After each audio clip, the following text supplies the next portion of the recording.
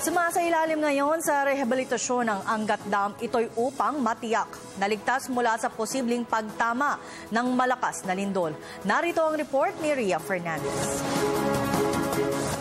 Isinasailalim na ngayon ang 47 taong gulang na Angat Dam sa retrofitting bilang paghahanda sa kinatatakutang pagtama ng magnitude 7.2 na lindol sa Metro Manila o ang The Big One.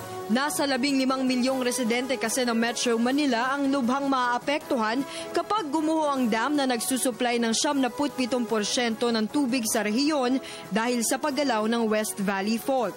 Ang Manila Water, mahigit 5,000 kilometrong linya na ang napaltan. Ilan sa mga ito ay sa bahagi ng Balara Treatment Plant at sa Kasiglahan. Pero aminado ang tagapagsalita ng kumpanya na si Jeric Sevilla na hindi pa gaanong kalawak ang kanilang nakukumpuni, gayong kasi lamang nila.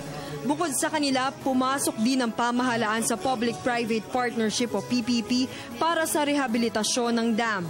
Nagbabala naman ang water agency sa posibleng water shortage pagdating ng taong 2017, bunsod ng patuloy na pagtaas ng populasyon, industrialization at pagkaubos ng groundwater. Ngayon pa lamang panawagan nila sa publiko magtipid at mag-imbak ng tubig. Para sa Telebisyon ng Bayan, Ria Fernandez.